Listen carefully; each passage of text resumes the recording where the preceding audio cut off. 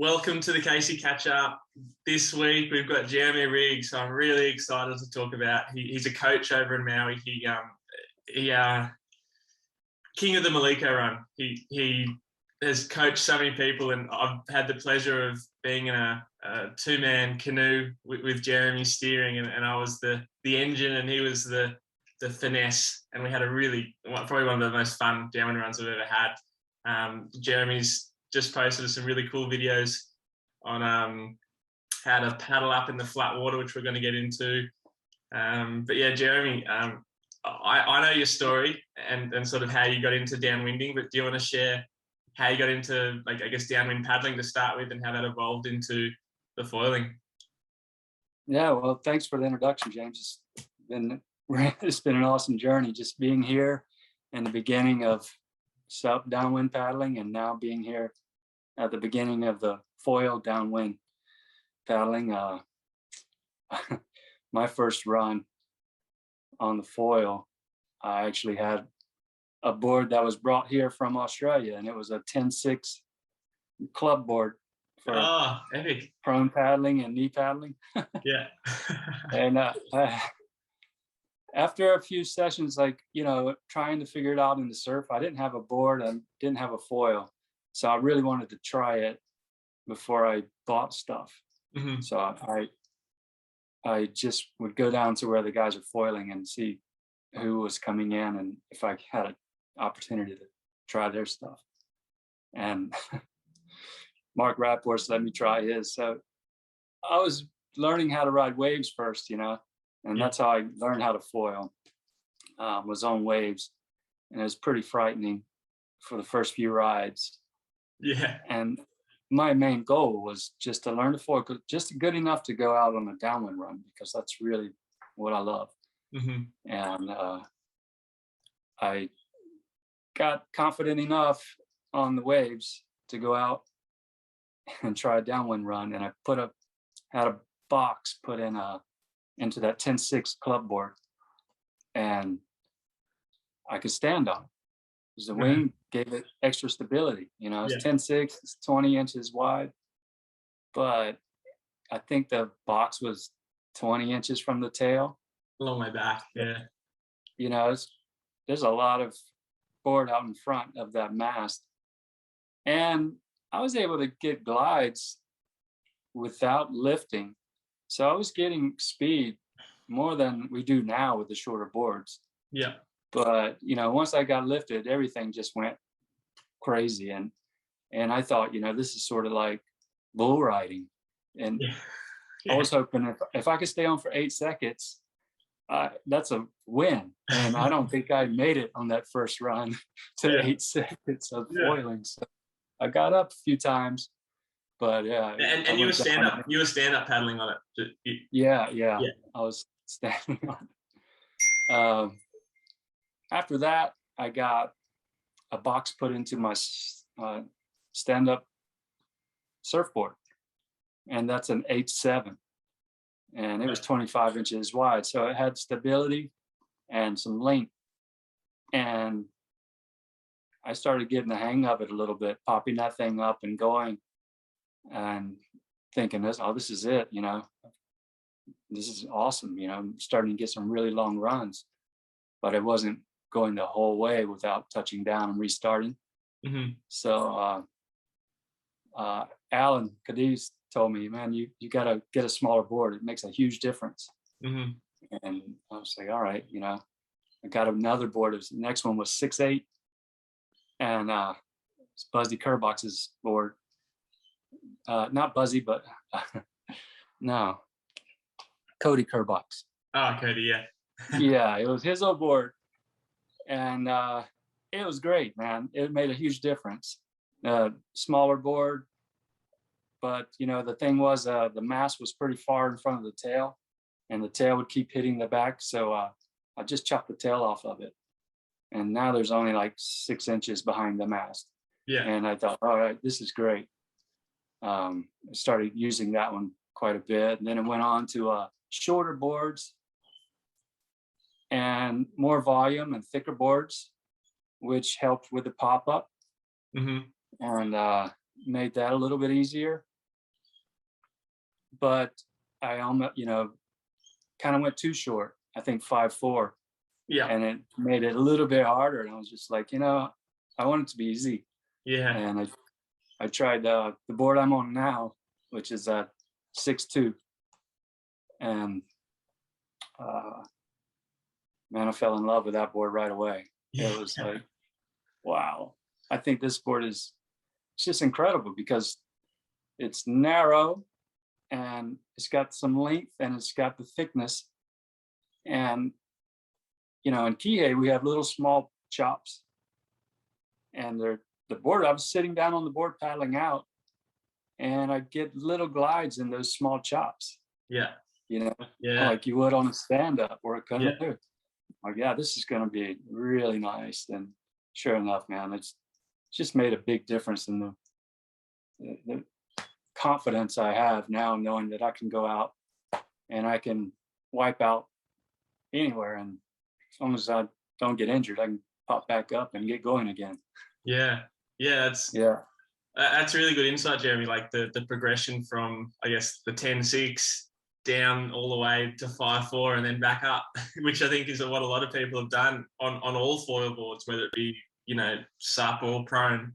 I know I went down to 310 on a prone board, and then I think I went down to 510 on my SUP for downwind, and I've gone back up to 6 foot. And it seems to be, to me, it's the magic length because it doesn't feel stupid long, but it's enough glide that you can get up, as you said, pretty much anywhere. It is worth mentioning, Jeremy is a really good stand-up paddler. He originally, when I first started stand-up paddling, he was the man. I'm not sure if I ever got a lesson off you. I wish I had, because it would have speed up my learning curve so much quicker. But yours was quick. Longboard background, and really Mr. Finesse. Like, he's all about gliding and not over muscling or overpowering, but putting the board in the right spot and gliding. And your footwork is probably second to none because of your longboard background. I started out, man, I really wanted to learn how to nose ride. So before stand-up was happening, I started getting on longboards and playing around with that. And then once I started doing the downwind runs on the stand-up, I've got a much longer board, a lot more room to move around, and it's very similar. And you try and trim the board out and just put it in the right spot so you can get these glides and keep it going with, least amount of strokes. For me. Yeah. Well, that's the goal for everyone. And some people get a bit sort of caught into trying to go faster by paddling more. And I think it's all, and now with foiling, it's pumping more. It's the same thing. I'd love to do a downwind run with you now, because when I was over there last, you weren't quite downwinding, I don't think. Or if you were, you were just at the beginning. But I'd imagine you foiling from Maliko to Kahului and not pumping the whole way. I can just imagine you just gliding between everything. Sometimes it feels that way, but then you feel like, you make one little mistake and especially if we're putting the paddles on our back and you're strapping them up, and just flying now, you've really got to be on your game, because you make a mistake and it's just like panic pumping. Oh yeah. Try to save it. I fully don't want to take the paddle back off, use it again. You don't want to resort to it, because it's a nice backup. But if you don't, when it's on your back, just focus on the glide, and that's, I think, really cool way to get it out of the way. But when I'm trying, like I realize now that when I'm trying something new, might as well just keep the paddle in my hand, because there's going to be a mistake here or there. Yeah, for sure. I also want to talk about, and just quickly, before you were longboarding, and the reason you originally moved to Maui was because of bodyboarding, right? You were you were a aspiring pro bodyboarder. Well, I mean, it was growing up in North Carolina and Wilmington. We have waves, but they're really right on the shore half the time, so it's a lot of shore break and fast running waves and closeout sections. So it's just all about getting as many barrels as I could as a kid, and really couldn't get my hands on a surfboard as a kid, so just stuck with the bodyboard and drop knee and prone and airs and stuff like that. Yeah. And you know, thought I was doing all right from the guys that I was out in the water with. You know, thought maybe all right if I can get out to Hawaii and try to do some of the things that, you know, Mike Stewart, Kainoa McGee, and all these really hard, heavy hitters are doing. That would be fun. But I got out here and, you know, the waves kind of punched me in the mouth. Yeah. And then there's like 10, 11-year-old kids doing flips and stuff that, you know, and dropping in on waves that I'm not experienced with. And it was humbling, you know. I was just like, wow, this is heavier than I ever imagined it would be. Yeah. And then now, you know, I still like, I see some of those videos of those guys and what they are still doing, and it's just mind blowing. Like, big time. Yeah. And Mike Stewart, you know, with his body surfing, you know, not only bodyboarding, but he's body surfing, and it's unreal. So fun to watch. Awesome to watch. Yeah, but you know, I would go out in big waves and I'd take these late drops and land on my stomach and just about wrench my back, and I'm thinking, this ain't for me. And that's when I think a lot of people have board. felt that. They thought they were going okay, then they came to Hawaii and they realized, well, maybe I'm not quite ready. You know, that's probably a common thing. Hawaii is going to kick you when you think you're at the top. They just kick you back down to the bottom. That's yeah. So, you know, I was just like, all right, yeah. And you know, there was only like you can hardly get any kind of real bodyboarding action with barrels and stuff in the summertime here on Maui. So it's more like, you know, we don't get that many swells. We get a lot of wind. I was considering possibly moving to another island, Oahu or Kauai, for more waves and less wind. But then I got into paddleboarding, prone paddleboarding. Yeah. And now all of a sudden I have a wind sport. And it was just it's just so addicting because you go out your first time and it's not a whole lot of gliding. A lot of paddling. Yeah, tons of paddling and just going as hard as you can. And until you slow it down and realize, oh, you know, it's a timing thing. Then definitely you have to pick up on little pieces, and then each time you go, you pick up on something else. So there's this learning curve that keeps you motivated. Oh, big time. Yeah. So I did that. I started that in 2000, and I did that for about 4 years. And my goal was to do a Molokai to Oahu on the prone paddleboard. Started seeing Dave and Kalama and Laird Hamilton on these stand-up boards, and I run into them in the coffee shop and different places. And well, Laird I'd see in the coffee shop. Never saw Dave. I don't think he does coffee. He's just napped all the time. You know, I'd ask him about the downwinding and with the stand-up, and they're like, yeah, you know, you've got to try it. It's a lot of fun. So Dave would let me borrow his board if he'd go on a trip, you know, and be out of town. Oh, okay, cool. And it kind of blew my plan up for doing Molokai to Oahu on the prone, because this is so much fun, you know. Now I'm learning something else. So I started doing stand-up with the group of guys that were doing it early here on Maui, and then I ended up doing my first Molokai to Oahu on a stand-up in 2007, I think. I think you'd be pretty happy doing it on a stand-up versus prone. I personally, when I see the prone guys, they're like, oh, it must be so hard standing up. And whenever I think the opposite. I'm like, man, all the rashes they get, all the water in the face, like it's seems a little bit nicer standing up as long as the wind is strong behind you. Yeah, you know, and the power of the blade of the paddle is significantly like larger than just your hands. Unless you're Dave, you've got the hand paddles. Those hand paddles, man, they make a big difference. I try to, you know, secretly tried popping up prone on the downwind bumps, and it was a no-go. Yeah. And I realized why Dave uses those hand paddles Extra when he power. does try. And, you know, I tried them in the surf one time and it just made a huge difference.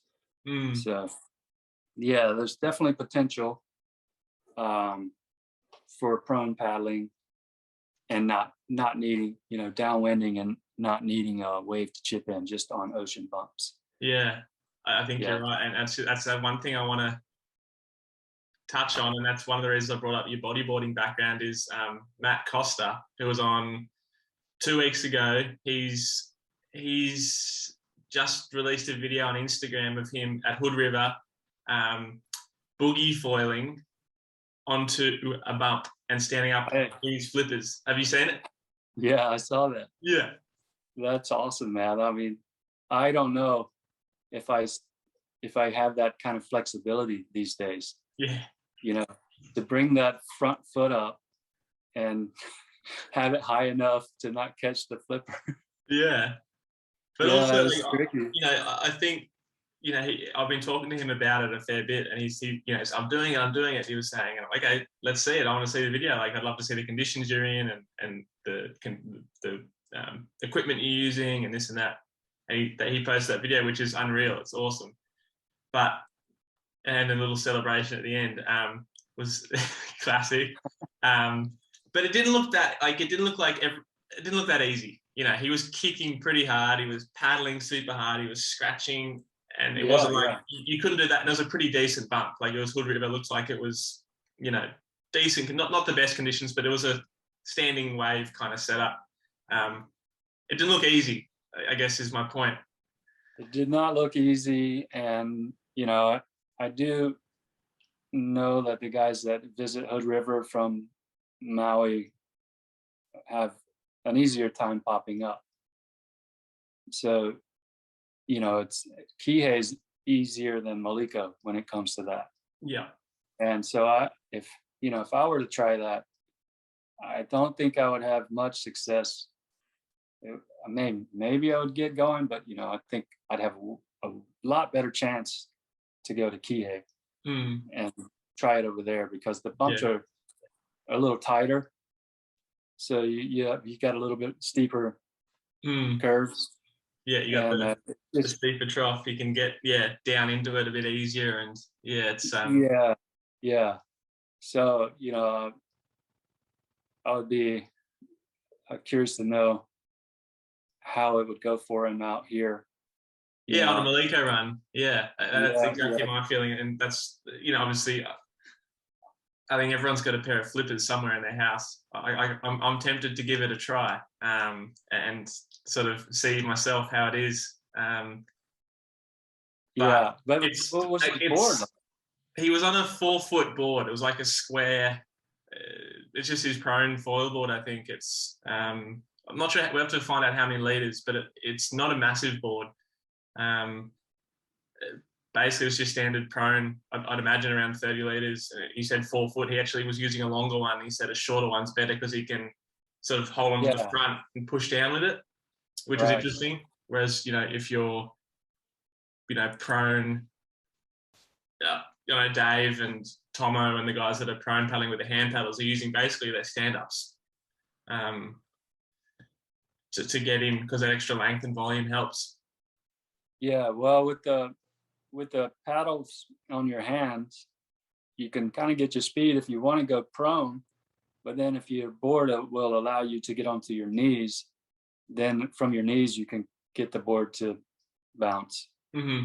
Yeah. And that helps a lot. I think knee paddling is probably going to be the way I go for bump when I do try eventually. But my downwind runs are like, you know, so scattered. I don't go as often as I used to with all the driving, the kids around and all that stuff. So I just want to know that I'm going to be finished in time to pick up the kids. That's what I was just going to get to. Because we both have a stand-up paddle background, to me it kind of makes sense that we just do it on a stand-up, especially if we're going to use a board that's pretty small already, you know. Yeah. Like you mentioned earlier, the extra torque you can generate with a paddle and speed, and the fact you're already on your feet, you can, stand up and pump. Right. Actually, it's probably a good segue to go into your flat water paddle pumping to get started at the harbour. I can't imagine anyone prone paddling up in flat water or boogie foil paddling up in flat water like you are in the flat at Kahului. Yeah, I tried. I tried the knee paddling, but I didn't have the hand paddles, and it didn't look like I had a chance. Yeah. To knee paddle flat water. I tried a couple times. It just didn't feel like I was getting anywhere. So yeah, maybe I'll try again with the hand paddles. But then it's just the harder it is to pop up, the bigger the wing you need, and now we're popping up on such small wings that if we want to go try a prone run, I'm going to need to put on a bigger wing. Yeah. To help me get lifted, but I might not want that wing. Exactly. If it's a big day. Yeah, that's kind of my thoughts too. If I feel like the paddle is, because you're standing up already and you've got the paddle with that extra power, by standing you can generate that pumping motion, and by with the paddle, and you talked about the scoot. So do you want to? I can't find the video right now. I'm going to bring it up and I'll post it. I'll overlay it as you talk about it. But you're going to talk us through the scoot that you posted on, or Alex posted on YouTube, and it was awesome. A lot of the guys I coach were asking me about it. Well, it's that's kind of happening at the exit, just as I'm taking the paddle out of the water. Mm-hmm. I've loaded up pressure on the board when it's level, and now my paddle's coming out of the water, and I want to just jump up and forward. Mm-hmm. And so just kind of putting the I guess I'm pulling the board with the ball of my foot on the back foot up into the air. I'm trying to keep that attached. Yeah. And once I spring forward and up, then I'm on my toes. Yeah. And once I have the board leveled like this, the board's like this on my way up after I've made that jump and I've turned my heel forward. Yeah. Like that counterclockwise motion, kind of straight up almost. Yeah. The heel pops the board up, and then when the board starts to come down, my paddle should be touching the water at that point, so I can get a little bit of weight on it. And as the board comes down, I squat to keep weight off the board so that it floats longer. So here's the pop, and then the float, and I'm squatting again. The paddle's in the water as the board's coming down. And when the board's down here, the paddle's already past vertical, and it's ready to give it that front foot scoot and back foot pop. Yeah. Again. Yeah. That's something, I guess, that I actually had a look at your video, and I did a little call with the guys I coach, and the scoot and the movement you're doing on land it's a little bit different to what you're doing when you're actually doing it, because it's impossible to do what you're doing on land, even with a skimboard and a paddle, because the buoyancy factor, pushing, like you said then, pushing with your back foot and getting that nose high, and then basically leveling it off and pushing back down. And it's basically the same as what we do when we're up on foil pumping, but you're initiating that with the foil board in the water. So to me, it looks like you're starting that pumping motion. So you're pumping the foil even though the board's still in the water. And as that speed comes, it's like it's a nose high, and that's that unweight you're talking about. And you bring in those, like the scoot is that hips forward. It's like you bring your hips towards the paddle, which is, I guess, you and I think have a very similar view on how to paddle efficiently. Listening to Dave a lot, plant the paddle, bring yourself to it. Think about, or a skier, plant the poles, scoot past it.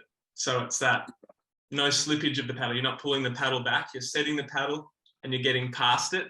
But then with the foil board, it makes it a bit trickier because we're on those little things and we need to initiate that up and down movement.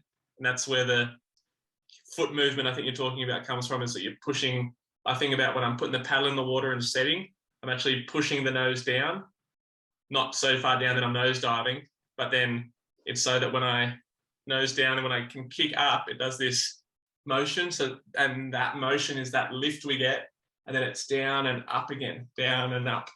And it's it's a, I don't know, it was breaking it down. And well, I noticed that it helps to have a little bit longer stroke, because I plant my paddle as clean as I can, and I start pulling a little slower than the exit.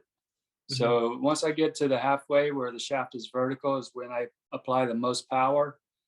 And then I bring the paddle back a little further, all the way to my back foot, which means the blade is now goes in the water like this. Then here's the power level. I'm still powering out with the blade doing this, which drives the board down. And for a stand up or a canoe, you don't really want that because it's going to slow you down. So you take it out here, you know. But when I'm paddling, I go a little bit further so that I can actually get that downward push.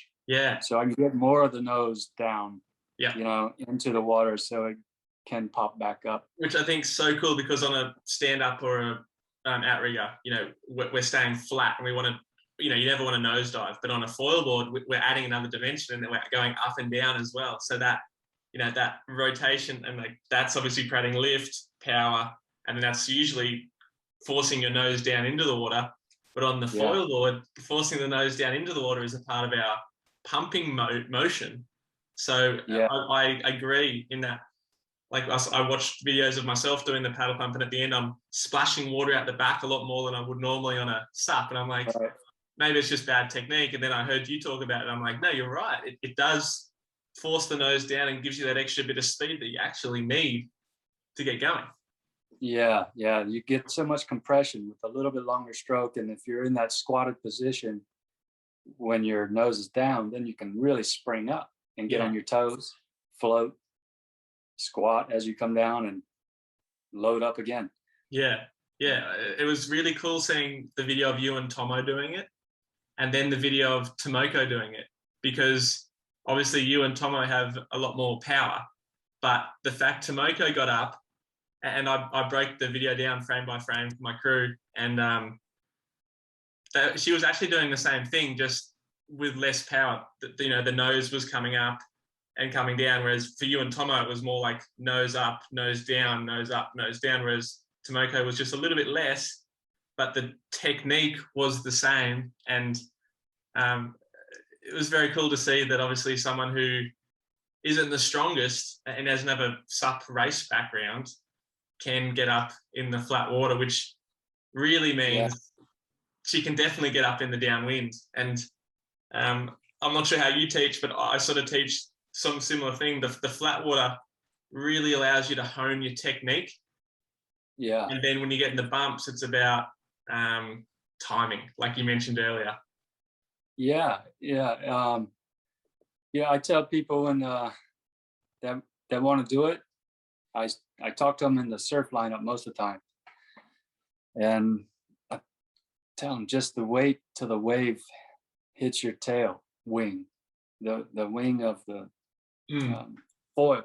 You know, once it hits that tail wing, then you start your paddling and pumping, and you know, because it has to happen that fast.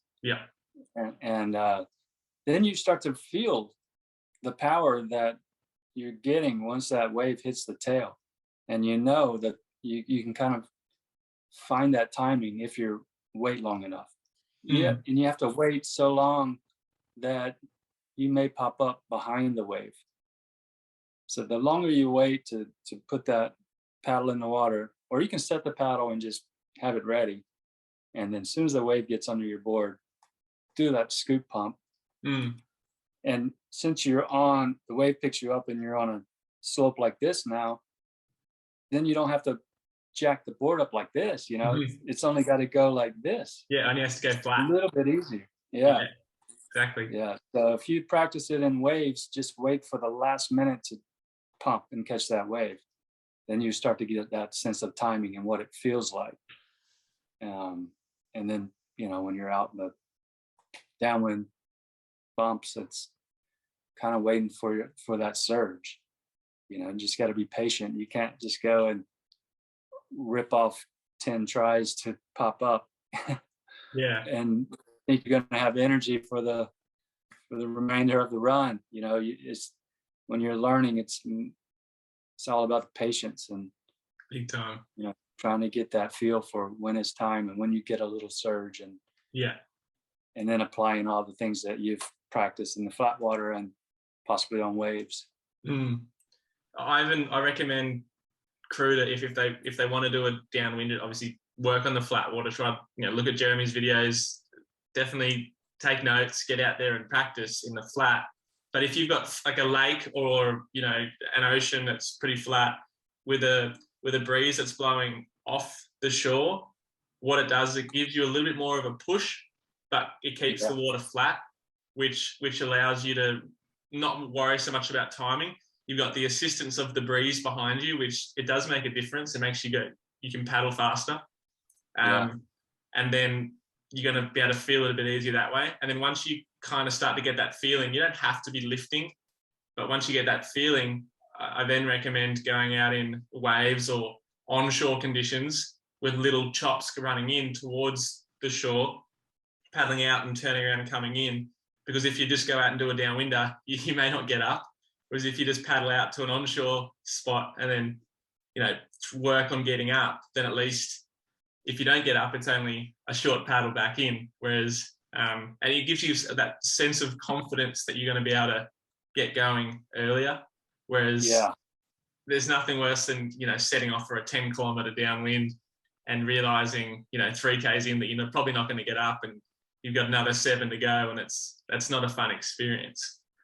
That was my first run. Was I jumped on the shuttle and I went up and was going all the way to the harbor, and it was okay because I had a 10-6 board. Yeah, true. It didn't take too long, but it was still about 2 hours. And so then we started breaking it down. We'd do like shorter runs, 3 miles at a time, and that was, you get your 1 minute glide, and there was a breakthrough, and then not too long after that you get one that's 2 minutes, and you start getting longer and longer ones. But there was times where I just couldn't organize that with friends, so I would just go down to the beach and on a windy day inside the reef at Kanaha. Oh yeah, perfect. And I just walk up a half mile and paddle out 10 minutes, and then and I'm still on the inside of the reef, and there's small bumps. But I started just doing that for practice. Sometimes I'd walk up twice, and then, that would take, it's about a 15-minute walk and a 10-minute paddle. Yeah. And then if you foil the whole thing, it's like 4 minutes or less. Yeah. So it took a while to foil the whole thing, but I got a lot of practice that way. Yeah. And it definitely gave me the confidence and, helped me learn how to pop up and get more efficient at that. Because, if I wasn't going on a run, and, last year during the COVID, we weren't doing that whole lot. I might go a month without going on a run. Mm-hmm. So I wanted to have the confidence that I could pop up. Yeah. When the time came. Yeah. So I would just go practice. And that's a good point. I guess COVID, a lot of people are have been working on upskilling, different. It's been a great time for foiling, I think, because people are stuck. They can't go on surf trips anywhere, and they're just learning to foil. So it's been cool to see this sort of boom in the surf sport industry, I guess, because of COVID. Because winging took off. What's that? Say again? The winging. Oh, winging as well. Crazy, right? Wow. Yeah, it took off big time during COVID. Yeah, and it was almost at a point where they had some of the officers going down to the harbor to make sure that we weren't too close to each other. Yeah. There'd be so many people down there. Yeah. But we're not gathering, the rule was we could exercise. And Yeah. we couldn't set up a lounge chair on the beach.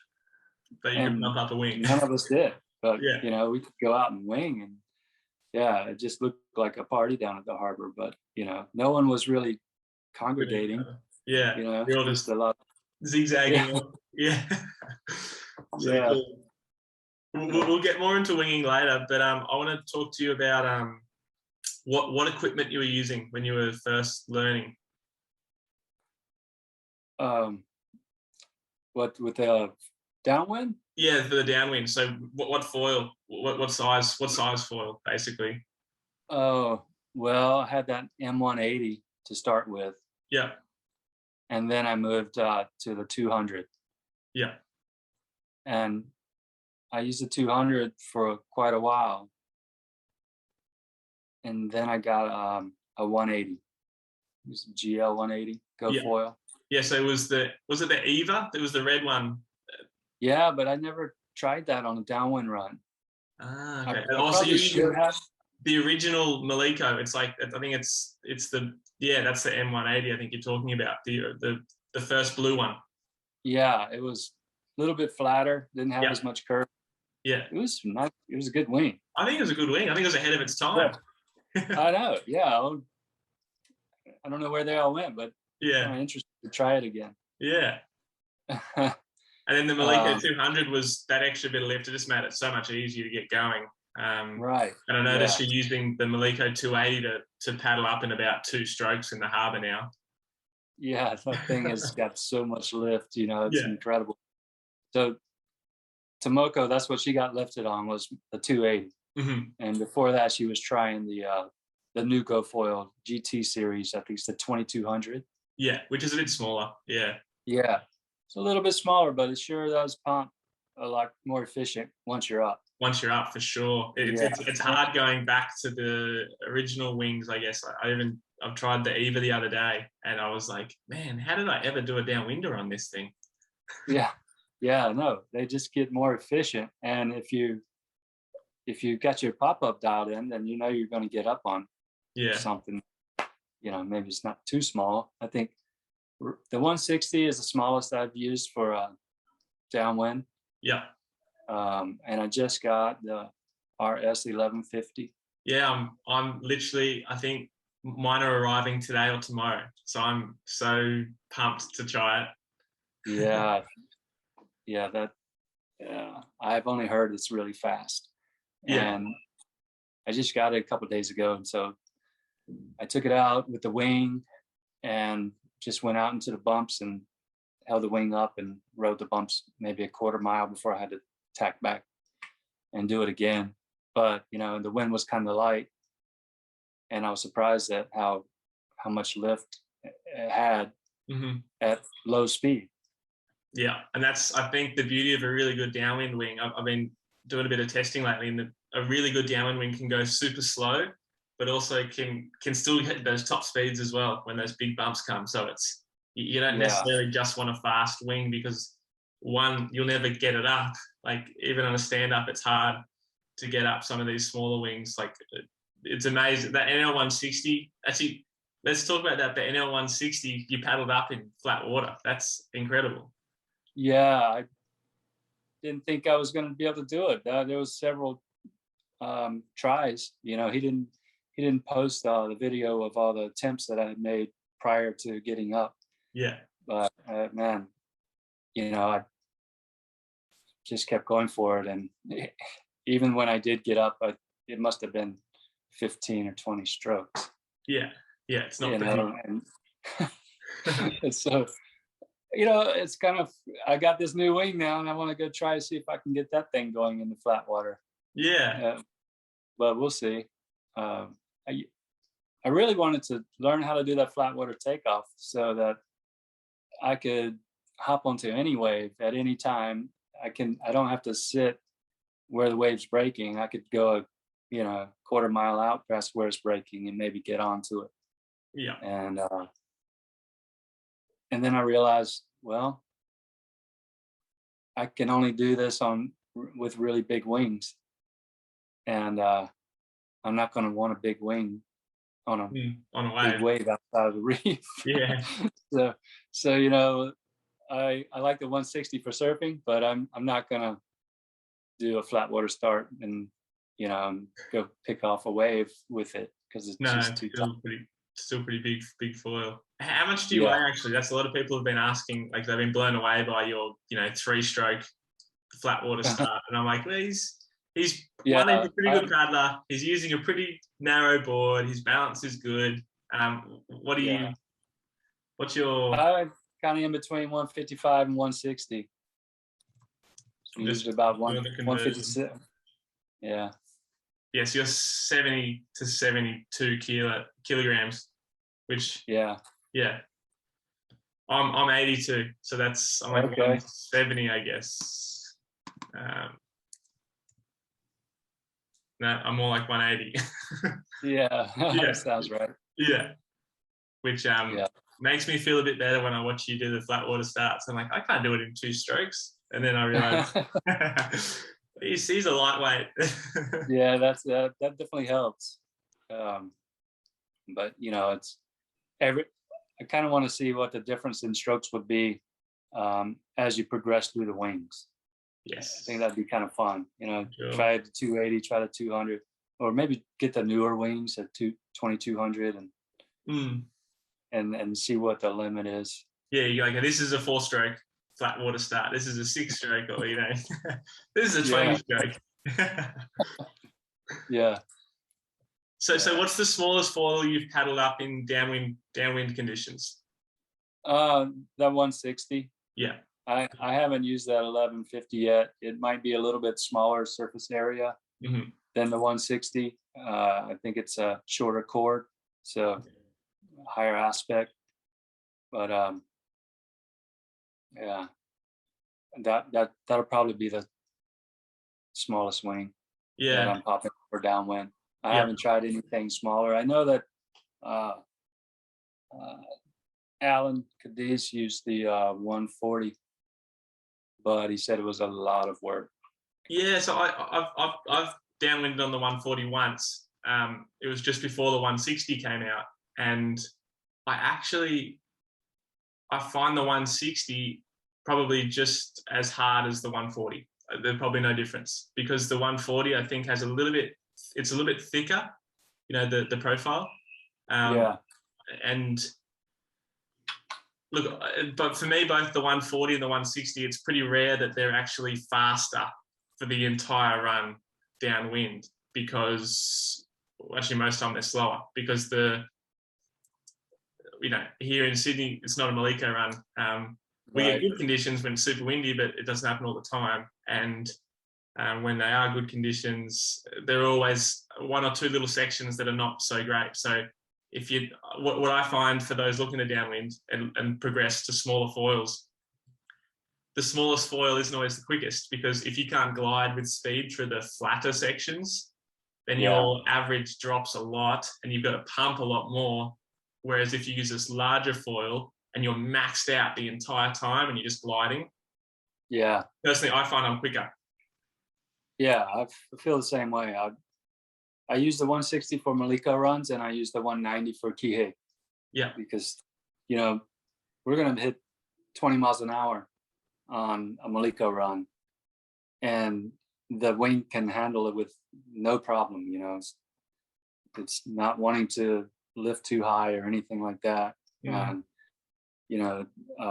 Whereas I think the 190 on a Maliko run on a big day, I might peel off of some of those big ones. Yeah. Yeah. The 160 gives me more confidence to just send it down the line on the bigger ones. Yeah. Because I know it's not going to lift me. I'm a lightweight, so I only have so much pressure I can put on the nose if I need to. Yeah, for sure. But now I have that new one-piece tail, the red one. Yeah. And man, it flies a lot more level, more neutral. without, Mm. yeah, it doesn't like the speed, extra speed doesn't create that much lift. Mm. So it's something that I got to get used to, because I'm used to putting force on the front foot Yeah. when I have a lot of speed. But now if I do that, I'm going to come down to the surface. Yeah, which So I mean, that's worse. That's the worst thing. Yeah. Yeah, which is better, coming down to the surface, that, you know, slowly, is way better than overfoiling. Yes, for sure. But I a similar experience. Obviously, I think go foil is probably the most front foot foil, and that's actually one of the reasons I like it, is because to me, front foot gives you drive. So if I'm leaning forward the whole time, all my weight is forward. So it's, you know, it's sort of more stand-up paddling stuff. If I lean forward on the catch, it's going to propel me forward. If I'm foiling downwind and I'm leaning forward, I'm continuing to propel the foil forward. I've tried a couple other foils and they're much more back foot, and I find leaning back like this, it slows me. It stops in the surf, it stops my flow and rhythm, because if I lean back like this to stop it, to pump, it's like I'm pulling the handbrake. Whereas leaning forward has helped it. And I've spoken to a few guys that have talked about this front foot feeling and on different foils, and they've actually shimmed it to create more of a front foot feeling on other foils. Whereas for go foil, they say, it's too much front foot. But for the foils that they're using, they're trying to create it more like go foil, which is that front foot feeling. So I totally get what you're talking about, where it's like, it's definitely, I think neutral is what we're all after. You know, I think go foil before that red tail and the original one, it's probably too much front foot, because it's lifting you too much, and you've actually got to, you know, you've got to lean so far forward to stop it from breaching. But you could get a lot of drive with your pump. Exactly. Right? Yeah, exactly. If it's not like loaded on the front foot, then when you pump, you're more like just doing this little pop up. Exactly. You know, yeah, just to get higher on the mast and then drive. Yeah, it's like a 2-stage. Whereas with the go foil, and I've used it for the last 6 years, go foil, so I'm so dialed in. But the front foot feel I love, because it's like I'm like, you know, when you surf and you do a bottom turn, you're driving through that front foot up towards and you do your big cutback, and it's all, you know, you're just driving with speed. Whereas it's like a quad, you know, a fully powered up quad fin, versus the back foot foils feel like almost like a single fin, or like a little single fin where you've got to sort of lean back, or like a twin fin on too big a waves, and you're having to nurse those turns and lean back. You know, it's just a little bit, right. It's not as, I don't know, I just love, I'm a very front foot surfer, which definitely lends me to that go foil feel. But it's, you know, I know the lift is super back foot. The Takuma, I've had one go on it that felt pretty back foot. My mate said he hadn't shimmed it correctly, so maybe that's a reason why. The axis feels more like go foil, and then it's that front foot feel. And then and Armstrong's the other one I've tried, and it just felt, I was toe foiling with Tom Carroll, and he's the most back-footed surfer of all time. You know, the snap under the lip at Pipeline. And I was like, let's give me a go at that. So I tried it, and I couldn't hardly even get going on it. I felt like I was so far back foot like this, whereas on the go foil I'm like this, and I couldn't, behind the ski, I got up 1 of 5 attempts, and then I got a wave, and on the wave I just fell off because I was just leaning too far forward. I couldn't get my head around it. Yeah, it's different. You know, you feel like you're gonna, like, the foil's just gonna scoot out from under you when you're leaning back. Yeah, exactly. Yeah, it's strange. I've always had, like, even, you know, surfing, when I'm dropping in on something that's got some size, I'm like in a squatted position with a little bit of weight on the front foot more often as I'm catching the wave. Not like lean back, you know. It's just, if you lean back and the board comes from under you, is my feeling. Whereas if you lean forward, you can, you know, sort of stay on top of it. On top of it. Yeah. In saying that, you can shim, like, with, you know, you chat to Eric from the Progression Project. If you've ever got any questions on anything, he's probably tried every foil out there. And I know I spoke to him when I was trying out some stuff and some of the lift gear, and he said, you know, you got to shim it 3 to 4 mil, and he's actually building shim into his boards, so he doesn't have to put, you know, a base plate in. Oh wow! Yeah, so he's, you know, he really likes that front foot feeling, which is super interesting. Which to me, it's like, we'll just use a GoFoil. Yeah, but yeah. I know there's lots of different feels.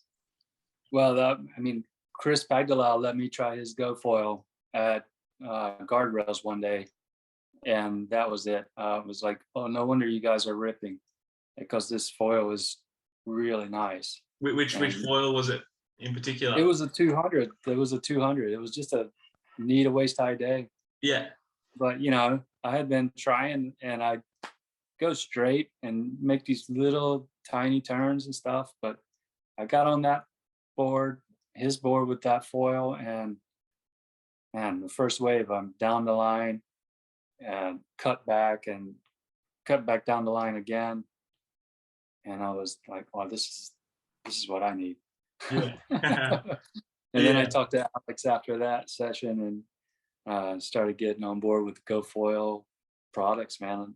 Yeah. Every single time they come out with something new, it seems like, oh, okay, you know, for what I'm doing for downwind, I'm looking for faster and efficient foils, because, you know, the 200 was awesome for getting up. Yeah. But on a big day, some of the swells are outrunning you. Yes. And you have to pump really, really hard to create enough speed to stay on it. Yeah. And now that, you know, with better pop-ups and better wings, now once we're on those big bumps, the wings, to just stay on them and go over the ones that are in front, you know. Yeah, fully. Popping bumps now without as much work. Yeah. I liked what you said before, is, you know, on the 190 and Malika, you feel like you're peeling off more often. And that peel off is, when I first did my Malika run, I was actually teaching Marcus Tardrew, and he's similar weight to you, and we're both using the Malika 200. And I remember him saying, like, there's no way I'm dropping down that one, and he'd just peel off. And I'd sort of, you know, lean forward and sort of muscle it, a bit more weight. And we were talking about that the other day. I was chatting to Marcus about it the other day, and the foils have gotten so much better that you can just, on those big swells that are rolling through now, with the right foil, obviously, you can just send it straight down the run, which you would never be able to do on a stand-up or an outrigger or anything. And you're doing like close to 2-minute kilometers. It's, you know, it's crazy. Yeah, it is so fast. You know, one time I was on that 180, and it's a pretty good windy day, and it's wintertime, so there's north swell. And so as I'm getting close to the airport tower, I'm like, oh, you know, here comes the swells that you see out of the horizon. Sometimes they block out the horizon, right? They're pretty big. And I thought, I'm just going to turn on it, you know? And I turned down on it towards shore, and I started going so fast. I wanted to get off of it as soon as I got on it. Yeah. And in the process of trying to get off, you're like going high up on the shoulder, which is even faster. Even more speed, yeah.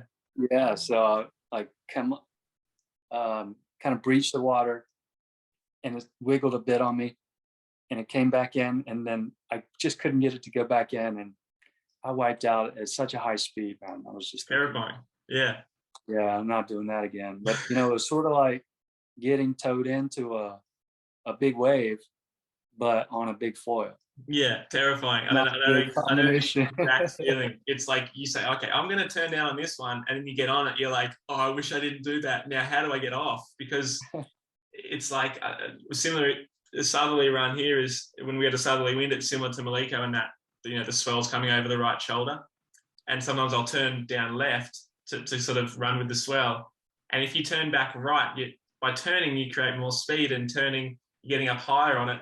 So the only way to exit is sometimes continuing to just ride it out until it sort of flattens off, and I was continue to go left, and you're almost going left until you're going sort of like upwind, and then you're like, oh, thank God. And then you turn, and because you have so much speed, everything else is moving so slow, you actually have to pump a lot to sort of almost slow yourself down to feel the energy of the smaller ones, is what I found anyway.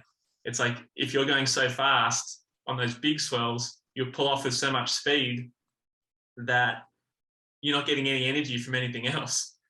Right. Yeah. And then the wavelength is stretched out. So the next one coming is going to be a little longer than just the regular wind swells. Yeah. Yeah. And sometimes I've been out in some big stuff, probably similar to wintertime Maliko run, and the swells are so big that at the bottom of the trough, it's glassy. You know, there's no bumps in there. It's just smooth. Right. And up the top, and like there's a little bit of, you know, surface, just short period chop at the top. But because those long period swells are so big, it's no good. So I did a run. I started on the Maliko 200 because I was like, oh, I want to make sure I can get going. The surf's big. I got going and I came about halfway. I lived about halfway along the run. I actually came in at halfway, put on the Eva, paddled back out, and finished my run because I was just going too fast on the Maliko 200 and I was having to pump so much. Whereas on the Eva, it was far easier to stay with those bigger swells, and I kind of glide better between and link because I was at that higher speed. Yeah, it's just more efficient. More efficient, exactly. Yeah, which, you know, I think people are so lucky now that the high aspect wings have come about that, you know, you can get going not quite as easy, but once you're up and going, the linking is it's so much easier to link bumps now on those high aspect wings. Yeah, a lot of my friends, they started stand-up foiling, trying to do downwind runs, and then they got into winging, and they were, you know, kind of struggling to get lifted on stand-up. But winging came around, and now they're loving it because now they can go on the downwind runs with their wings. And so they probably did that for a solid year before revisiting stand-up foil. Yeah. And, you know, because we're out there, they're winging, we don't have anything in our hands. And with the wing, you gotta kind of learn how to dance with that thing to go where you want to go. Because you gotta here and over there, and so you know, it's an artwork. It takes some time to kind of figure it out and be comfortable with that. But now they're getting back into stand-up foiling again, downwind, and the changes in the wings are making a big difference because now that once they do get up, they're able to stay on bumps and not have to pump as hard as, you know, to keep that 200 going. No, he's frozen. Pumping. I just lost you there, Jeremy. Not sure. But yeah, you're back. It could be my connection. Yeah, so I was just saying, you know, the 200 compared to the 190 is a night and day difference. And so what they were riding the 200 a year ago, and now they've hopped on like the 190 NL, and the efficiency of that wing is just allowing them to stay on bumps longer, and then when they come off of bumps, it continues gliding. Yeah, the glide goes longer to get to the next one. So, you know, they went from thinking that they were not really going to figure it out to, you know, to now like they put their wings back in the closet. Oh, awesome. So I want to talk about the winging because, like you said, I think it's a really good tool to learn to downwind, because I call it a downwind simulation, in that you can use the wing to pop up and get going, and then you just free wing for as long as you can. And you got to try to refrain from grabbing both handles and sheeting in again. You've got to try to just see how long you can go holding the wing in one hand or the other. And what I found is the angles are quite different, in that you have to cut sort of more across the wind. So you're sort of zigzagging, like sort of up and down the coast. Whereas when we downwind, we can go straighter. So I actually find personally, I find it harder free winging downwind, the lines I want to take, than it is to once you're up and just going straight downwind with a paddle. Yeah, I haven't done a Maliko run with a wing. Don't see the point. I've done one run. I went from Kanaha to the harbor, which is 3 miles. And, you know, it's like I said, if you don't, you know, having the background of knowing that I could have easily done that run on my stand-up. But with the wing, it's just a matter of what to do with it, you know, once I'm going downwind. Yeah. And like you said, yeah, you do have to go a little bit more at angles just to kind of keep it out of your way. Switch hands with it. But it's really nice for people to get that experience, you know. Oh, it's perfect. It's literally like getting towed in. Yeah, you just kind of towing yourself to wherever you want to go, and then you see a bump that you like and luff the wing and ride that for a little while and sheet back in before you need to do any pumping. Yeah. Yeah. And I guess for people that want to transition from winging downwind to paddling downwind, I guess personally, I think I prefer them to come down or work on their pump before they sheet back in. But it's so hard to teach people that because they're like, oh, why would I pump when I can just grab the bottom hand and get going again? Yeah, that's true. Yeah, that's a good way to put it. You know, you got to be able to save yourself. Yeah. When the ride's over, and find another glide pretty quick. For sure. And you know, it turns out that after a few attempts, it's really not that hard. If you're coming off of a bump, it's either you choose to go right or you choose to go left. Don't keep it going straight ahead, because now the bump behind you is going to take longer to get to you. Yeah. You know, you cut an angle, that next bump is going to be right there, and you can see it. You can kind of like, oh, here we go. It's going to catch you up. Again. Yeah. It's a good way of putting it. You almost, instead of, you can imagine if you're on a highway and you're driving down the highway, and it's like you've got to turn, like change lanes to allow the car behind to pass you, kind of thing. You know, you change lanes and let the car and then go slot back in behind the car. You've got to slow yourself down to get back on the next bump, and whether that's turning, you know, just sort of S turns, or whether it's literally peeling out to sea or peeling into shore, just to allow everything to, you know, if there's these two bumps, you don't want to be, if this is our trough, we're going this way, you don't want to be just behind this one. You want to be closer to this one, this downhill here, and sort of try to travel along with it. If you peel off from the front of this one to the back of this one and continue going straight, you're going to be going on that uphill for longer if you run straight. Whereas if you turn, or like, it's kind of like longboarding and like turning, like stalling, trimming, and then getting back on the nose. You know, you need to stall, bottom turn, and then get back up onto that top of the wave, and you're gliding again. Right. Yeah.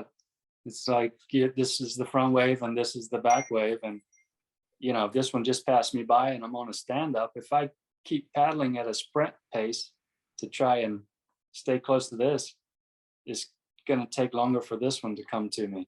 Yeah. So if I stop paddling and just wait for the next bump, then it's only another stroke or two and I'm riding again. But with the foil, you just have to learn how to keep the thing up in between those bumps. So yeah, like you said, either a little bit of zigzagging to slow it down so this bump gets to you a little bit quicker. And what I see when people are first learning is they get going and they pump as quick as they can for as long as they can. And it's like, if you get up, just think about running across and wait for that downhill to catch you and then turn down with the downhill. Whereas if they continue to pump, it's like they're almost staying in between these two bits. Whereas they almost want to like allow this to catch up rather than stay here on this uphill for longer.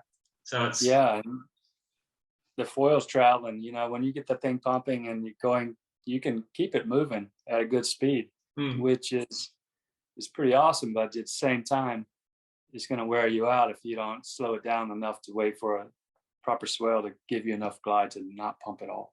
Yeah, for sure. I posted a video last week of winging. I guess back to the winging, and then we talked about the problems of winging, and that the wing gets in your way. You can't run straight downwind because it's like the apparent the apparent wind just sort of drops. You're going as fast as the wind, and you almost got to put it behind you because you're going faster than it. So yeah, I guess what I've found, and I'm hoping this takes off, because I think it could get a lot of people into downwinding if people can learn to deflate. And you can probably set up like, tie downs or bungee cords, deflate and leave the middle strut inflated, and then they can just kind of grab that middle strut, and because you're already up and running, anyone who wants to downwind and knows how to wing everyone can get up on foil using the wing. It's probably the easiest wind sport to learn. So that's your chip in, and once you're up and going, you deflate, and that's the hard part. Obviously, deflating while you're up and running, you need to be pretty confident with how you, I guess, read the water. You need to be able to. Yeah, it looks tough because obviously, for you have the knowledge of reading the water and keeping that foil on foil long enough to do, something like that. I mean, that's like folding laundry, while you're foiling. It's not a clean fold though. It's just, you just got to scrunch it up. I think, those north days on a Maliko run where it's just, hot, you're just cutting right the whole time. Yeah. So with a wing, you could wing out, a mile or 2 miles out to sea, and then turn around, and instead of having the wing sort of get in your way a little bit, just deflate. And it's like getting a boat ride out to sea, and then you deflate, and you don't have to worry about getting up because you're already up, and then you just sort of just go straight in with the swells. For me here in Sydney, a lot of the time we've got to paddle out, sometimes as far as a mile, sometimes half a mile to get to the wind line. So with the wing, where the bumps are good enough to sort of get started, even paddling in, with the wing, me and Zane will just sail out to sea, and we'll go further. We'll go 3, 4, 5 kilometers out to sea. So when we're going, we can just basically just go straight with the swells and just sort of run all the way back in, because our wind isn't straight along the coast. It's a little bit onshore sometimes. Yeah, so right. It's like a Maliko run, because you start from so far out and the wind is straight in. You never have to cut out or cut in. Yeah, it's definitely got some great opportunities for, places like that, where it's not just a straight shot downwind. Like most of our, even on the north wind days, we're finding out that the swells are still good enough to get us going down from Maliko to the harbor pretty fast. Yeah. But for your situation, it definitely makes sense to take that wing out and get a little bit more distance and a better angle. Yeah. But yeah, I would imagine it's going to be pretty tricky until you get that thing kind of packed away, and you can really focus on the bumps. But yeah, I'm going to try and rig up a way that is a little bit easier to pack it down. Originally, I was winging out, deflating it like in the water, rolling it up and putting it in a backpack and a dry bag. And what I found was the extra weight of the wing, and obviously you got a bit of water because you're packing it up in the water. That weight would make it harder to get going.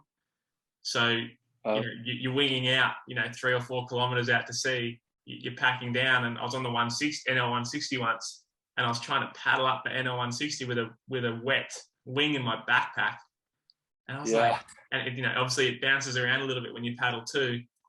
Right. And there was a moment there, I'm like, I'm not going to get up. Like I'm going to have to just paddle like 6-foot stand up all the way back into shore. Oh yeah, you didn't have a pump.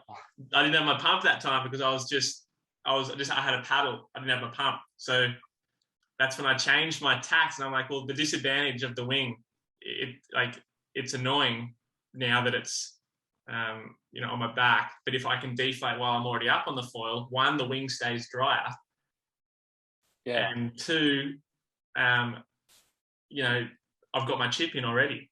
So I started doing it, and I would bring a paddle with me. So if I fell down, I would paddle up. So I'd sort of try to, like you said, fold the laundry while I was up on foil, and I'd try to get it in my backpack, which that was tricky. Like that was serious multitasking. Right. But what I found was I left the paddle on the beach, and I'd bring a pump with me instead. So I would wing out to sea, deflate while up on foil, and I was packing it up, and I'd put it in my backpack. And then I realized if I was packing it up, if I was to fall and pump it back up, I just had to pull it out of my backpack again and pump it up. So I was like, why do I put it I can just hold it under my arm. It's not much of a nuisance. It's just sort of like holding a paddle, just, in my hand, or, a little bit bigger than a paddle under your arm. So I was like, and then if I come down, I can just grab the pump and pump it up. The wing's already out. Yeah, that makes sense. Yeah. But look, it's not perfect. I'm trying to find a way that, like a way to inflate the wing while up on foil. Like an electric pump would be epic, or like the CO2 cartridges, like a big enough CO2 cartridge that would just go and it pumps your wing up. So that I think people would try it if they had a quick way to get going again, because at the moment, if you come down pumping up with a hand pump in the water, like it's pumping up a wing on land isn't fun. Right. Yeah. Pumping up a wing in water is even worse. Man, I didn't think about that. That's going to be really hard. Yeah, it's not too bad. I just sort of hold the pump in the bottom of the pump in one hand and the top of the pump in the other, and which is why I leave that middle strut inflated, because it's a little bit less work, a little bit less pumping to do. Yeah. But I want to see more people do it. I keep bringing it up in these Casey catch-ups because. I have a wasp wing, and it's got one hole to pump it up. And in between the strut and the wing, there's this little hose. Yeah. So, you got to watch that hose even when you're on land, so that it doesn't kink while you're trying to deflate it. Yeah. Yeah. So that one probably wouldn't be the easiest one to deflate. No, you need, like, I guess you've probably seen some of the kites where they have the little, it's like a little peg and it just clicks off. I'm using the Value wing, and they have those. That's why I tried it, because it has a little. You just click it off, and it just pinches that hose. So a mate of mine's been using the Duotone unit, and he's actually got a bit of rope, and on that hose, he's just like tied it up. So just tried to just stem the flow, stop it deflating out. So you can deflate the leading edge, because you just need to deflate the leading edge, because the strut you can actually use to sort of roll it up around itself. Yeah. Okay. Yeah. There you go. I don't know if you have me convinced to try. Yeah, I'm trying to get people one at a time, but it's an uphill battle, I must say. Yeah, I would totally be down to do it if it was a necessity. Yes, but you can paddle. I totally, like that's why, because there's so many people that wing, and I know people want to learn to downwind, and if I can teach a winger, someone who can just get up on the foil using a wing, and then just teach them to deflate it and go downwind, like I think that's a pretty cool way to do it. And obviously then if you have a really good practical way of reinflating, which the hand pump it's a good way. It's an answer, but it's not the best answer, I don't think. I think there'll be a better answer down the track. Yeah. So yeah, I don't know. We'll see how we go. I mean, have you tried the little electric pumps that come with the camp mattress? I haven't, because I'm worried I'm going to break it, but I guess I should just try it for the sake of the experiment. Yeah, I guess you have to put it in like a dry bag.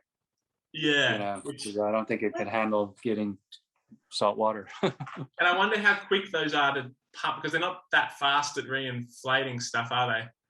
No, but so you might just be sitting out in the water, just the vibration might attract some attention. Right. Yeah, I don't want that. Yeah. Yeah. So maybe I might do up a little online course and see if I can get people to. Maybe it's a free one, and I can get people to do it. Yeah. See if I can inspire some wingers to be converted into downwinders. Yeah, you know, that more and more right now, kind of itching to try it again. Yeah. You know, when it first started, I took a group of guys out, and we had hired a boat to just come by, drive by, and send us a wake. Yeah. And we practiced popping up on the wake. Yeah. Which was really hard. Yeah. To figure out. You know, the boat wasn't putting off a really big wake. We could get it a little bit bigger by putting everybody on the stern of the boat. Yeah. Yeah. And come by the paddler pretty close, but you know, it was so close it was sketchy. Yeah. But you know, if you do have an opportunity to try practicing popping up on a decent sized wake from a boat, you at least get like 3 or 4 opportunities, because there's 3 or 4 wakes behind it. So and were you doing that were you doing that in the harbor somewhere pretty far? No, we were out on a really glassy day. We were out on the south side. Okay. Yeah. So it's pretty flat. Yeah. And you know, so if you're in a lake or somewhere, you know, you don't have ocean waves or anything like that, you have that wake coming by, then if you can practice that flat water technique, then it's kind of going to open up the opportunities to ride any boat that comes your way. Yeah, for sure. And that's something it's like, I guess a boat is like it's like a wave pool for a foil, kind of, you know, like because you don't need much of a wave, and that little wake, you know, you've seen like Austin Tuvey doing backflips off proper wakeboard boats, but you don't need, like, he's on a small foil. On something like the Maliko 280, most boats are going too fast. Yeah, right. Yeah. So it's if you can paddle up on foil, then and you live in a harbour where there's lots of boats. Yeah, I coach Crackers over in WA.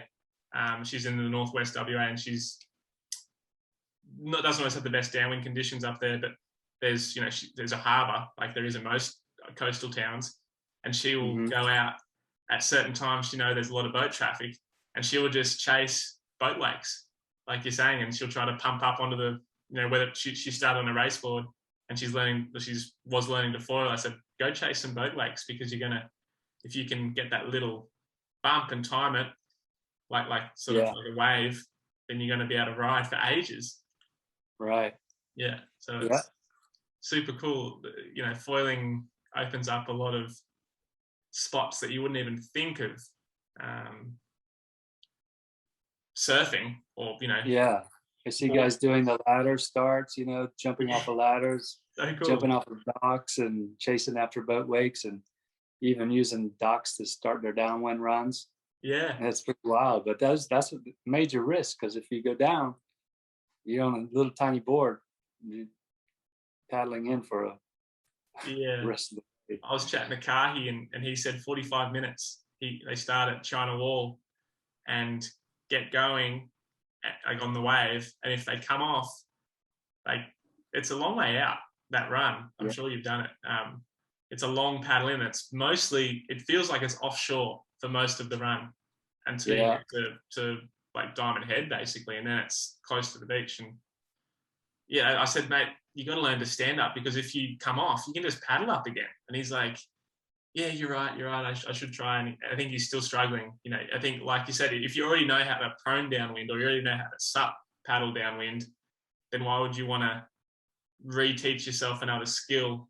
It's just hard. Yeah. But interesting. I love all the different, so, like, you know, you've seen Kyle, I think it's Kyle, in Hood River. He was doing the drop wallet. So he had his wing with a little weight on his leash, and he'd foil, and he'd just drop the wing and just leave it, and his friend would come pick it up, and the weight would stop it from blowing downwind. And that's obviously a good friend to come pick it up. Yeah, right. But I said to him, mate, you got to try and deflate it, because once you deflate, you know, he said, and if he came down, he'd have to prone paddle back up, which that's tricky. Yeah, man, that's a good friend. You're right, man. I don't think I have any guys that would pick up my wing for me. I don't think I do either. Oh, you got this. Can you grab it? Yeah.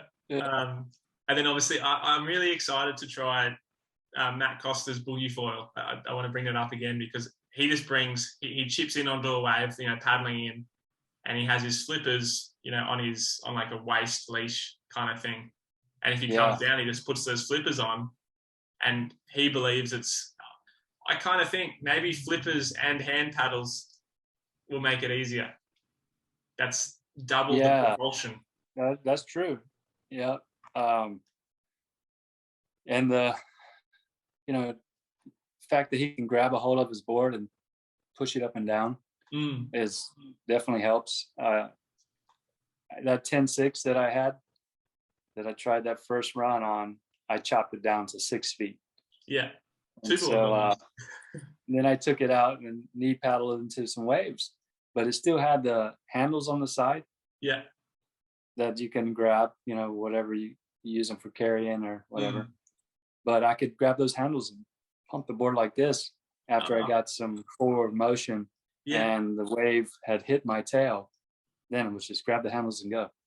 Pumping. I'm pumping up on little tiny bumps that, you know, the other prone paddlers weren't able to catch. Yeah. But, you know, they're on smaller boards. They're like 45 liters, where that thing was 6 feet long and 6 inches thick. So it gave me more board speed. And but, you know, I think that being able to grab the board and pump it up and down helps. And if you're going to do that laying down, it makes sense to have a shorter board like he did. Like that 4-footer, because you can, you know, I think it'd be harder to pump a longer 6-foot board. For sure. Yeah. Yeah. So to me, the best way to downwind is still on a stand up, but I'm biased because I already know how to stand up. For other people like Matt, he was saying that he thinks it's the hardest thing he's ever done is learn to stand up paddle downwind, because personally I think he was on the wrong board. He's on like a 5'6" by 28 wide, and I think the length is working against him, the width is working against him, and his lack of paddle skills are all working against him. But I know for myself, did he have a lot of boogie boarding experience? Yes. Yeah. He did. Yeah. Oh, okay. Yeah. Yeah. So then that felt natural to him. Yeah. That's cool. Yeah. That's thinking out of the box, man. I mean, I love it. I love the creativity. Yeah, it's really cool. So I'm trying to think of what other ways we can, you know, potentially get going. And you got the hand paddles, you got the flippers, you got the wing, you got the sup, you got just the prone chip in with a wave. But at the moment, and obviously the dock starts. So how long is your paddle? When is your paddle? My it's probably like eyebrow height, but my board, I'm on a 79 liter board, and so it's pretty small for me. I probably should get something a little bit more volume, and probably a little bit narrower. That's the next one in the works. But I'm using a 6 by 24, 79 liters, and I sink it. If I don't paddle, I'm slowly sinking. Oh yeah, no, mine's thick. It's like 5 inches, maybe a little more. Yeah. And the thickness runs for the length of the board almost. You know, it's a little bit thinner at the nose, but still thick at the nose. 6'2" by 21. But I'm really looking forward to getting one of the new Kalama boards, the E3 production boards. It's 23 inches wide. Yeah. And it's 6'1", and it's the one that Tomoko had in the video that we did. and it's just it just gives me a little more stability. So, for instance, I'm using this board for everything: surfing, downwind. Yeah. I just like to have just one board. Yeah. And winging. Hard. But for winging, it's a little bit harder for winging to, if it's light wind and you want to stand up and do some pumping to get going, it's way harder for me to stand on that board with a wing than it is with a paddle. Yes. I'm trying to use the wing to brace. Yeah, I know exactly what you're talking about. Really I've done the same thing. Yeah. So the 23-inch wide production board that he has now, I think it would be a lot easier for me to stand up with a wing and start pumping and get going. Yeah. Because if there's no wind in your sail, in the hand sail, it's actually the wing doesn't provide a lot of stability. Whereas a paddle, for you and I that both paddle, you can we know how to brace with the paddle. Whereas with the wing, I've done a similar thing, and I've actually using the middle strut. I've actually like paddled out to the wind line, standing up, and I'm using the paddle to the middle strut and the handles to sort of scoop my way. I tried to figure out how to do that too. Yeah. But when I did that run from Kanaha to the harbor, I went down once, and the wind was super light at the entrance to the harbor, so I'm trying to start on the knees, but there's no wind in the sail from my knees, so I just have to try and get on my feet. Yeah. And it was just that's when the narrow board just doesn't really help me too much. But having it 23 and still being able to get lifted on my paddle, with my paddle, I think it'll be a better crossover board for, just if you want one board that does everything. Yeah, I love how you say 23 is your, your stable board. Most people, like I'm on a 24, and then production boards are more like 26 wide. 23, and it's definitely, there's a good reason it's narrower. And I know that the aviator, the production aviator, the Sonova, and that I've worked on the Sonova, the 510 by 26, I find way harder to get up and going than I do my custom 6 by 24. But in the surf, I'd way prefer to use the 510 by 26 because I can catch a wave. So it's, I love that there's downwind specific boards getting made. And when we first worked on the Aviator, there was no way we were going to make a specific downwind board because there just wasn't the interest yet. And it's growing, and I'm trying to nurture it, get more people into it. So it's that's kind of like the motivation to get this video out there, because I've had lots of messages and it's people trying to just figure it out, and they're asking me questions on the board sizes and paddle stroke and in general. And so not being able to work with people one-on-one and have something to show them, I've had a couple of clips of myself that I would text them and send them, hey, this is how I'm doing it, and take a look at this. But now at least I have put something together that I feel like should be useful for sure information. A lot of the crew that I'm coaching said, go through that Jeremy video because we want to see how's he doing it, and it's another, I think we're saying very similar things, but when someone says it in a different way, it gives them a new spin on whatever it is. And it was super cool. And now I've spent enough time trying to teach other people that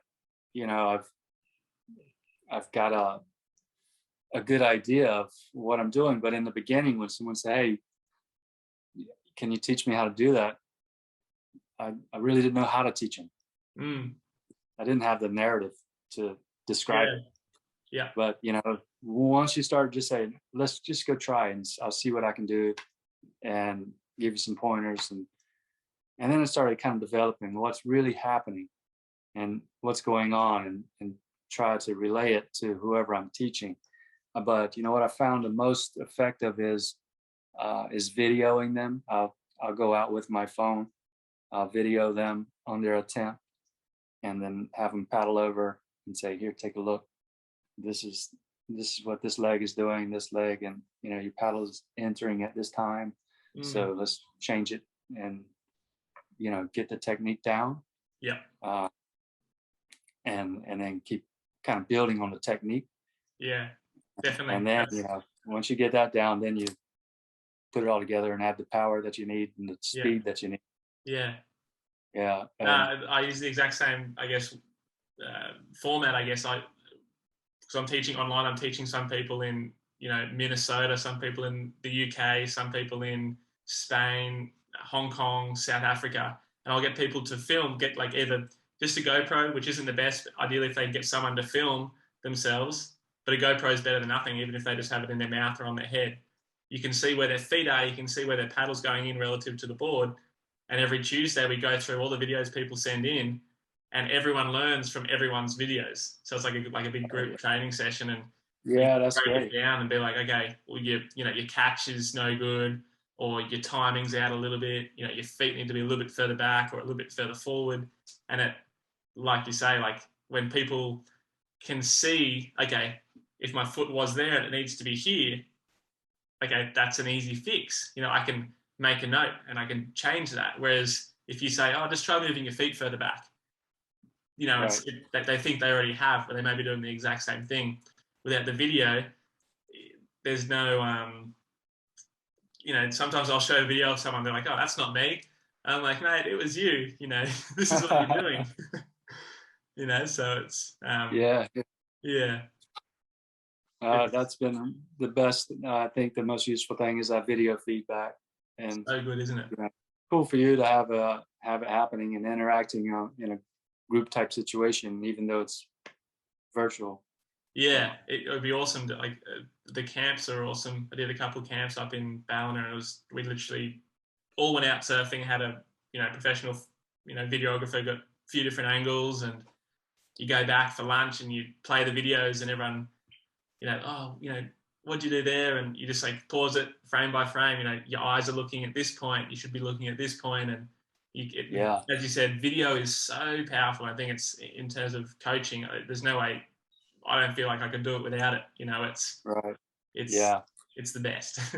Yeah. It sounds like you've found the same thing.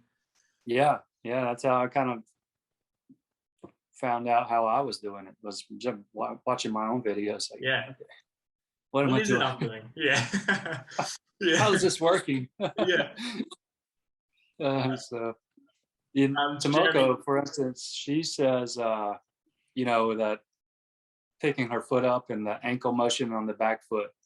I asked her, what do you think made the difference, when you got lifted? And she kind of had thought that made the biggest difference, was getting her heel off the board. Mm-hmm. Yeah. And if you're using a strap, that's going to be harder to do. Yes. So do you teach it with the strap or? No, I recommend without the strap, but like Tomo, some people just find they can get more, at least with the front foot, they find that front foot they can lift a bit more. But personally, I don't feel that it helps. Yeah, that's what he said he was doing. He said he's just lifting up with his front foot. Where to me, he may be getting some drive at the same time on the way down. Yeah. I'm just relying on the drive and compression to launch back up. Yeah. And then flood, drive, compress, launch. Yeah, that actually on that, the ankle thing, I kind of think about that as, it's like if these are front foot, back foot, I kind of think about front foot, and then you literally, I guess you talked about it as a scoot, but I kind of explained it a little bit. There's a lot going on in that scoot. It's a back foot pressure, which forces the nose up. It's unweighting that front foot too. So I think about almost shrugging, and it's also bringing your hips forward to the paddle, that's the scoot. So it's, as you paddle, nose goes down, like you take your stroke, the start of your stroke anyway, and then it starts to lift as you follow through. As you're following through, and just before you take your paddle out of the water, I think about shifting my hips towards the paddle, which is the scoot, pressing down on the back foot, like the ball of the foot, so your ankle is coming up, which is, again, it's the unweighting, and then it's the unweighting. So it's hips, unweight, and back foot pressure all at the same time. It's a really complex motion, which I think is why it's hard to teach. Yeah, and you even like you said with the shrug, you know, you're trying to lift, you know, Yeah. it's just like, yeah, I'm trying to get that float. Yeah. And then, you know, just being light on your feet as you float from this part to here. I'm already squatting as the board's going down. I'm squatting into that lower stance so I can spring up again. Spring up, yeah, because if you don't bend your knees and you've just unweighted, you're kind of standing up. Your legs, I think looking at my video, my legs almost go straight in that scoot section where I'm pulling the paddle out, and then as I lean forward again, I'm crouching. And actually, that's one thing. The bounce is so important, isn't it? Like if you compress and then unweight and then compress and then unweight, it's the foil starts to do its thing, it starts to pump, and with enough speed, the lift will occur with the right technique. Yeah. So, you know, even if you go out and you practice just that part, without trying to get lifted, then, you know, eventually you'll get the technique of making the board do this at the time, you know, timing it with the paddle stroke. And then you know, get that technique dialed, and it's going to come shortly after, you know, with more power and a higher cadence. So, no, very cool. Thanks for sharing all those insights. I know you have to go soon, so I just want to finish up and try to get. I usually finish with 3 tips, so I want to get 3 tips for those. Maybe we may as well do it on the flat water or bumpy water paddle up, because it's or any tips you want to give for those looking to learn to downwind foil, whether it be sup, wing, prone, boogie. Okay. Well, I'm going to say, well, like I mentioned earlier, if there's a wave to catch, waiting for that wave to hit the tailwind to pop up, you know, this tips on popping up. Wait for the last minute to start paddling for the wave, and just try to get your pump motion to get yourself up within like 2 strokes, and you're on the wave. And be surprised, because it's easier than you think if you give it enough tries. And, you know, I guess another tip was just to actually get out there and practice this stuff. It's really hard. And, you know, if you put in the time and you get the technique down, then you're eventually going to get this stuff figured out. I don't think it's something that's unachievable for a lot of people. I know people kind of say to me, well, of course you can do it. Well, I actually put in a lot of practice and a lot of time learning to do it. Well, if it's hard for you, it's not going to work for me. Well, you know, I think so. You know, now that more and more people are starting to learn that they can do this and they can pop up and use a paddle to do it. And, you know, if you put in some time and you try it, I think you're going to get it. That's a really good one, I think, because you can, like, you know, as a coach, giving people tips and trying to help them only helps so much. If they don't put the time in and practice it and use your tips, use your advice, it's not like there's a magic answer. Oh, you just got to, you know, just lean forward a bit more and you're going to get the lift. It's not, you've got to practice it and, you know, use video, you know, use coaching services like yourself and I like to help if you are still having trouble. But the number one thing is time. If you don't put the time in, you're never going to learn it. Like you said, like both you and I, like, I've put so much time into downwind foiling, and people say, oh, you know, that D flat is so easy. You know, you're the only one that could ever do that. But they don't know that I've put in, you know, probably like 500 hours, you know, downwinding, like on a foil, and probably more on a stand up, you know. So it's not that I'm just talented. I didn't just learn to do it. I've put so much time into wanting to learn to do it that I'm now at a point that I do make it look easy, I guess. The same as you.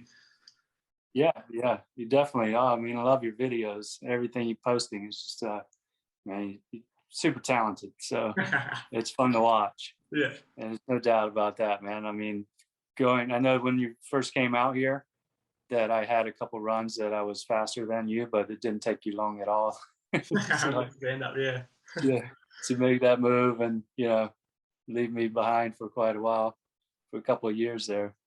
No, I think it was just, I learned from the sensei, don't muscle it, just feel it. And I think I was on the Maliko shuttle one day. I think it was either you or Dave or someone, and they said, just try to go slower this time. Like, don't just try to feel it out. Like, use less effort. And that was straight away. It was my third Maliko run of the day on my stand-up unlimited, my first year over there. And I think it was a little bit windy, but I used like half the energy and went like 2 minutes quicker. And I was like, oh, whoa, just done a PB and I wasn't even tired, Yeah. So that's how the light bulb came on for me, was basically through injury. Yeah. I was nursing an injury and I really wanted to go paddle. I couldn't muscle it like I had been doing previously. Yeah. So I just didn't paddle that hard, and I tried to focus on the bumps more, and I'm going faster. I'm not even paddling that hard. Yeah. But, that was on stand up. So with the foil, it's a lot, you've got to have patience, just like with anything else. If you go out there and you have high expectations of popping up and foiling a long distance right away, then maybe you should think about, just toning that back a bit and just say, hey, I'm just going to be, waiting for the right opportunity to pop up. Yes, that's a really good tip. Because if you just go out and you try popping up, you spin in 20 strokes at full sprint, now you're up and you still got to pump until you find the groove. So if you can just wait till the easiest waves come along for you to get up on, then once you're up, you still have a little bit left in the tank to get yourself into the groove of just gliding on bumps. Yeah. But those first few attempts when you're spinning 20 strokes to get up, and then you got to pump and stroke when you really want to rest and glide. Yeah, but I think, you know what, you said like when you're injured, it allowed you to slow down and sort of understand more of what was going on and paddle less. I think that to get up and going on a stand-up paddle foil downwinding, you need a bit of power and timing. That patience is so key. But once you are up and you've settled into your groove, there is, I believe, still that element of let it run a bit more. You don't have to pump, you don't have to paddle. See how slow you can go or how little effort you can use while still foiling. And it's not as it's not exactly the same as stand up that you sometimes paddling. But if you pump the whole way down the run, you're going to be so tired and you're probably going to go slower than someone else who's linking and gliding on the swells and using less energy.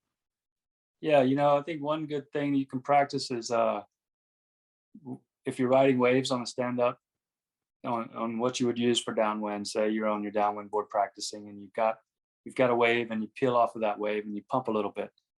Now, if you let that board come down to the surface and skim and then paddle back up and pop it back off the water, that's really good practice. That's a great one. I like that. Do a few of those, just let it come down, skim, then pop right back up, because that's going to happen out on the run. Yeah. You're going to come down, but you'd be surprised that if you have some gas in the tank, you can pop it right back up. Yes. Seriously. If your timing is on. So, just don't spend yourself pumping. Just pull off of a wave, glide, let it come to the surface, and then pop it back off and pump away. Yeah. That might help a lot. Yeah, I think that's a really good tip, Jeremy, because I think what a lot of people struggle with is the speed to be able to get it back up off. So what you're saying, you're just touching down, so you've pretty much already got your speed. The board's in the water, so it is like you're paddling up and it's teaching your technique, but with speed. So I like that one. I'm gonna have to borrow that one. Yeah. Oh, cool, man. Yeah. Yeah, I'm aware you've got to get running soon. So thanks for your time so much, Jeremy. I really appreciate it. It's been good to catch up too. I haven't seen you for ages, and we'll have to try to do it again soon. Yeah, no, it sure was fun, man, when I was visiting you guys and we got to be roommates for a few days. Yeah, can't wait. Yeah. There's a room for you. Yeah. Yeah, I owe you guys for that trip. You taxied me all over the place, showed me some awesome runs. I mean, I had an amazing time. I think about going back with the family a lot. So yeah, hopefully one day, you know, I know you guys are still closed down, right, for traveling. At the moment, yeah. They're trying to open it up, but it's baby steps, I think. See how we go. Yeah. All right. Well, thanks for having me on. Yeah, thanks for coming on, Jeremy. Thanks so much for your time, and I know a lot of people are going to enjoy this one. So, cheers. All right. Cheers.